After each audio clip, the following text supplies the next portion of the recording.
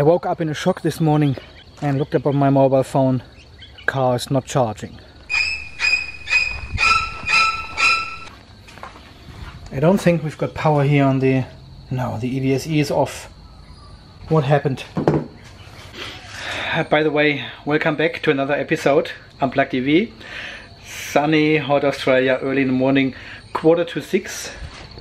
Yeah, and from what I can see, we only have a bar here on the 12th, but we've got the 13th today, so it has not charged.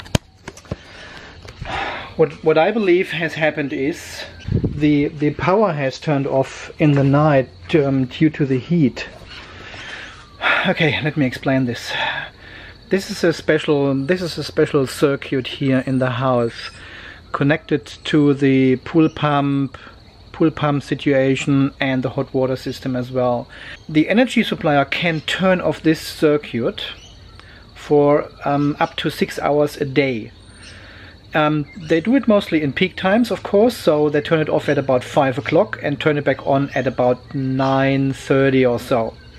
This is for non-urgent supply, like the pool pump, the hot water system, or the EV charger system, apparently. So when the power comes back, the EVSE does not turn on anymore, because I don't want to have it turned on at 9:30. I want to have it turned on when I program it in the night. Well, it's a bit complicated. Anyway, we don't have... there was no charge on the car at all. Okay, I have to turn it on manually now. Car charger on. Yeah, comes on, but now we need the full blast 15 amp. Oh, 15 amp charge. And go.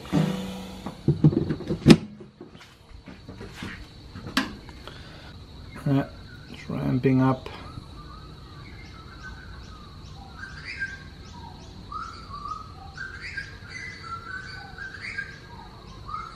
.37 kilowatts.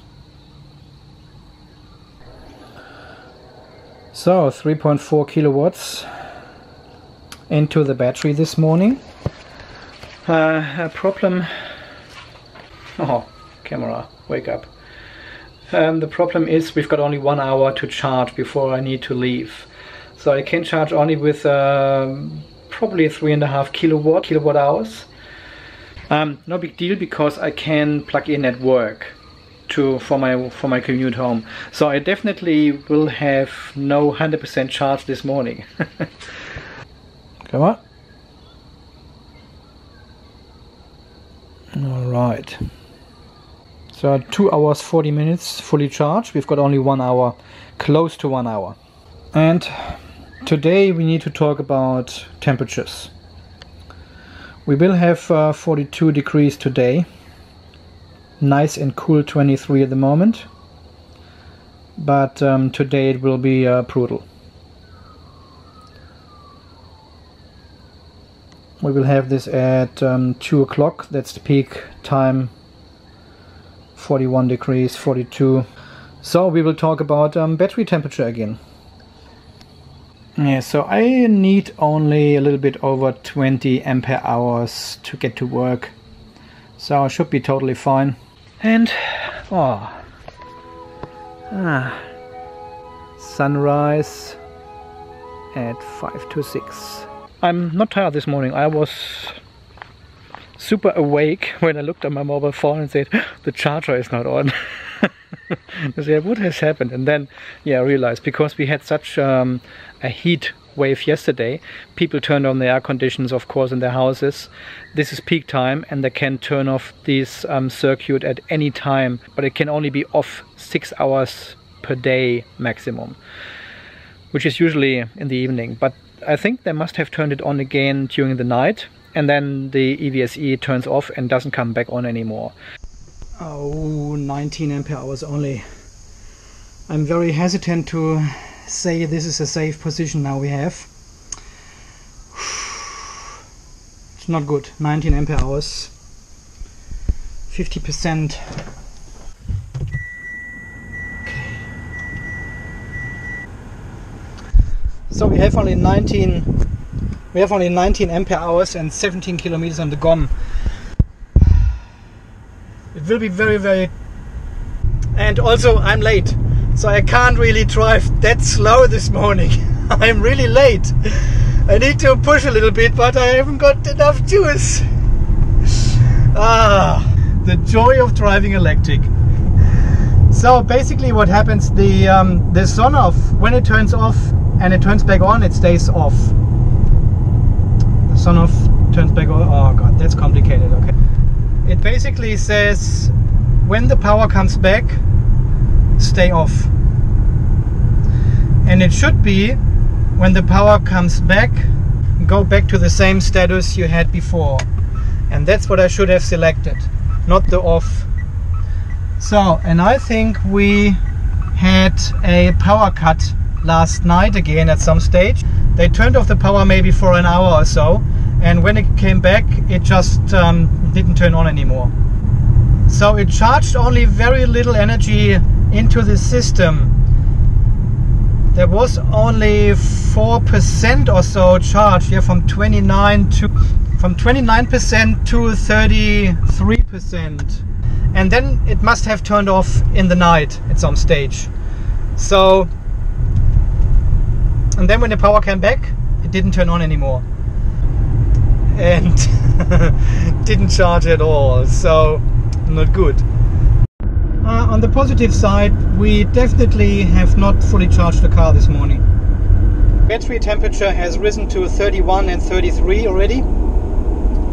I doubt it will actually go under 30 degrees today anymore. It will only get hotter now. We've got 25 now at 7 AM in the morning. And we are at 11.4 ampere hours, 32% state of charge. We've got probably another 3 kilometers ahead, but this will be slower town driving now. 60 kilometer zone is ahead. And I don't use much energy from here on anymore. Let's see if we can make it. Engine just kicked in at 11 ampere hours as always. With 10.8 ampere hours. Engine kicked in only once. Okay, turning off the car now, and I will plug in at about 2 PM. Before I plug in, I will have lunch in the car, so I need to turn on the air condition then. But that should be fine because we are not driving. We should be able to push it down to about 25–26% anyway before the engine kicks in again. And then I plug in and charge for 2 hours maybe or so. It will be close. So I've used only 110 milliliter of fuel.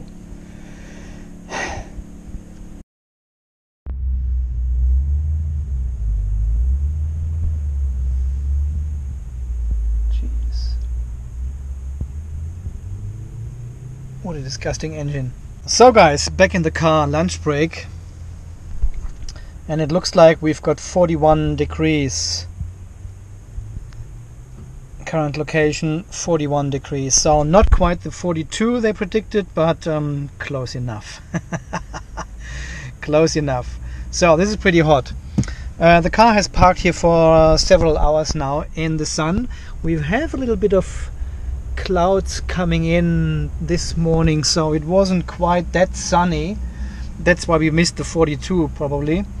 And I'll just turn on the car right now to have a look at the battery temperature. So the battery temperature this morning was at 31 and 33. I can hear the aircon. Aircon is running all the way, and we gained 0.5 ampere hours. Battery temperature is now 33 and 35 just while parking. And we probably can see the air condition. Yep, there's the air condition running with approx 1 kilowatt, 1.5 it shows me. That's the battery cooling just right now. So as you can see, the battery is not getting too hot even in these extreme temperatures we have here now, over 40 degrees.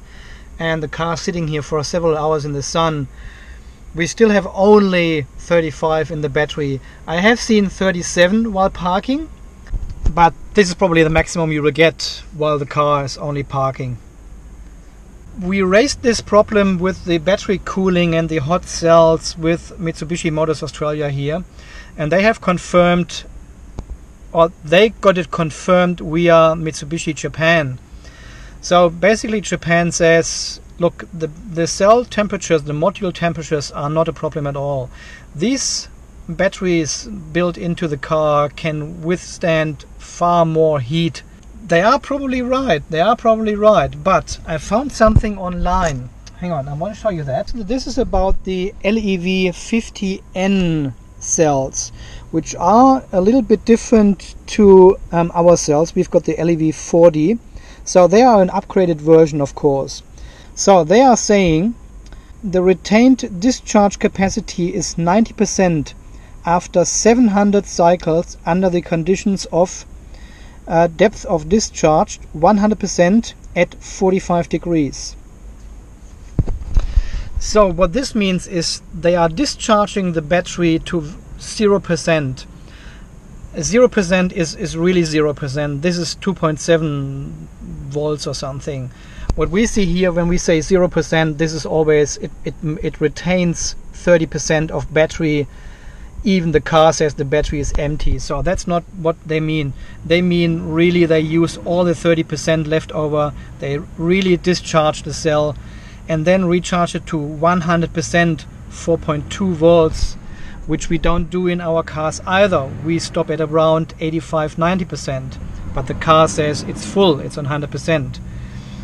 So they're doing the full discharge. The depth of discharge is 100%. They're using all the capacity, and they can do this 700 times on 45 degrees, and then they get 90% capacity still on the battery. This is the degradation they are dealing with at 45 degrees. You would say probably that's not too bad actually. 45 degrees is fairly hot. That's 10 degrees more than we have now. So heat obviously plays a little bit of a role in degradation. But the next sentence is actually far more interesting, because they're saying these new cells retain 80% of the initial capacity after 5,500 charge and discharge cycles, and again a full 100% DOD at 25%. See, above here it was 45 and they get 700 cycles out of it, and now they're getting 5,500 at 25. Yeah, in the above example it was 90% state of health, and here is only 80%, so they're going a little bit further, but still 700 cycles to 5,500 cycles. That is a lot of cycles, 5,500 cycles. But you can see what a big role the temperature plays, obviously.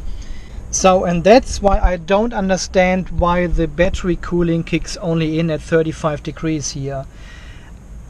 We probably know when we have a look here at the other table, it gives us an indication. See, this one is the discharge current. So from 10 to 40 degrees Celsius, we've got the highest discharge rate possible. And you can see if it gets hotter or colder, the discharge rate goes down quite a lot. So temperature plays a vital role. And I think when we kick in the cooling here at 35 degrees, we are already at the end of this spectrum. I would really like to see if they change the parameters in the car and let the cooling kick in at 25 already. Keep the battery rather cool than hot. That's what I would say. It's the same manufacturer, Yuasa, who has produced the LEV40 cells for the Outlander PHEV as well. But we don't get any specs for the LEV40 cells, unfortunately. We've got only these ones here, which are slightly different in their chemical mix. The tendency should be the same. It shows what the cell is capable of during heat or in moderate temperatures like 25 degrees only. As I said, I would rather cool these batteries a little bit further down. Or I would rather start the cooling on these battery packs a little bit earlier than 35. So I don't know. It's a tricky part a little bit with this cooling. We've got the thermal protection here with the 35 degrees start temperature for the cooling, and they have verbally confirmed it's not a problem with the battery temperatures, with the cell temperatures at 35. But if you look at these spreadsheets here, I'll link this down below in the description. Turn on the aircon here now in the car and see how far we can. We're at 30.4. And we turn on the air condition. The oh, let's get this loud. The club is already open, so I can plug in after lunch now and charge the car until 4 o'clock, so for about 2 hours on 10 amps, which will give me 4.5 kilowatt hours. Should be plenty of juice to get home. Okay, let's have lunch. And good to know, at 9.5 ampere hours the engine just kicked in. Probably should turn off the car now. I don't want to burn any fuel here to cool my ass, so better to get everything plugged in and recharge the car as far as possible until we go home. See, it has already cooled down. 23.34. Okay, yeah, let's check later after charging. The charging will of course increase the battery temperature again a little bit, but as I said, they have confirmed it's not a big deal. We've got only 235 volts here. That's why it charges slower.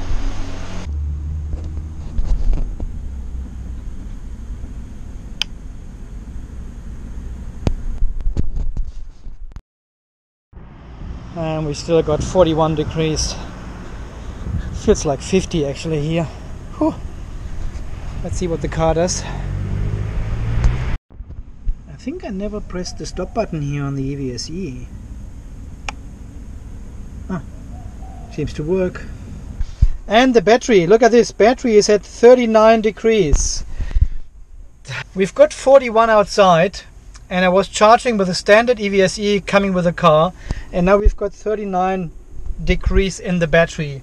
So why is the cooling not kicking in while the car is plugged in? It's not cooling the battery. This is again a software issue with the car. Totally unnecessary heat stress for the battery.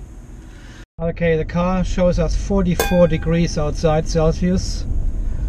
We've got 17 kilometers on the gasometer, so similar to yesterday when we just made it. Just. After a little bit of driving, temperature is going down to 42 degrees outside. And this is with a light cloudy sky. Imagine what we will get when there are no clouds. This Audi is driving nice and slow here on the highway, not even 90 kilometers an hour. I'm happy to stand behind him and save some energy. What I don't understand is why Mitsubishi is not providing different softwares for different regions. Like we have in North America, in Canada for example, all these PHEVs there, they have apparently an emergency heating system for the battery, which heats the battery just above the freezing point and enables charging and regen in the battery if it's too cold.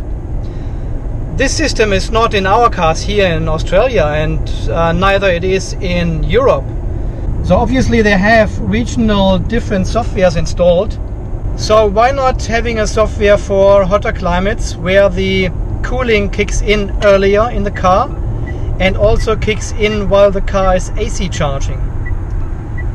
I could potentially come home now with a 38 degree hot battery and plug it into 15 amp and give it a full recharge for 2 hours, 2.5 hours. The battery would be far above 40 degrees, far above. And we are under 40% state of charge, 8 kilometers on the gasometer here, so we should be fairly safe. It was just enough to get us home, and I probably can also turn on the air conditioner a little bit now because it gets so warm.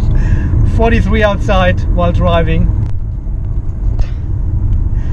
I'll turn on the air conditioner now, even if it's only on 28 degrees. I'll turn it on now. All in the name of science. I'm suffering for you guys. It's like good old Gary in Canada, freezing his ass off to make the test without heater for you. His fingers are frozen around the steering wheel because it's so cold at minus 38 degrees. And I'm doing the same at 42 on the opposite side of the world, suffering for you guys. Gary, what are we doing? Back home now. Still got 32% state of charge in the battery, 11.6 ampere hours. So it was plenty of juice. We recharged at work, no problem at all. And I'll charge again overnight. Hopefully the sun off turns on my EVSE tonight,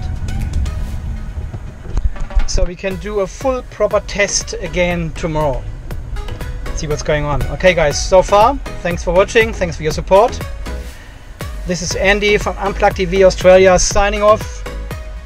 We will see us again in the next video.